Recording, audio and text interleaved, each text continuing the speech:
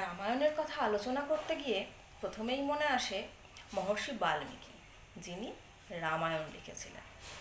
বাল্মীকির নামকরণের পিছনের গল্প আমরা ছোট বড় সকলেই জানি, কিন্তু মহাভারত যিনি লিখেছিলেন ব্যাসদেব, তার নামকরণের পিছনের কারণ কি আমরা জানি? ব্যাসদেবের সম্পূর্ণ নাম হলো কৃষ্ণ দ্বৈপায়ন বেদব্যাস। সম্ভবত তিনি ভীষণ কৃষ্ণ বর্ণের ছিলেন, তাই তার নাম হয়েছিল কৃষ্ণ।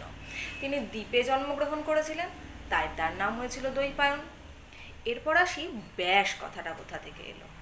একদম প্রথমে যখন বেদ ছিল তখন সম্পূর্ণ বেদ অখণ্ড ছিল, চারটে ভাগে ভাগ করা ছিল না।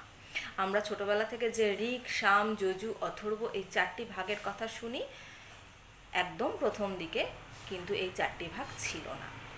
ব্যাসদেব বেদকে চার ভাগে ভাগ করেছিলেন। ব্যাস শব্দের অর্থ হচ্ছে ভাগ করা বা সমান ভাগে ভাগ করা। যেমন জ্যামিতিতে আমরা যে বৃত্তকে দেখি, বৃত্তকে সমান দুই ভাগে ভাগ করছে যে রেখাটি, তাকে আমরা ব্যাস বলি।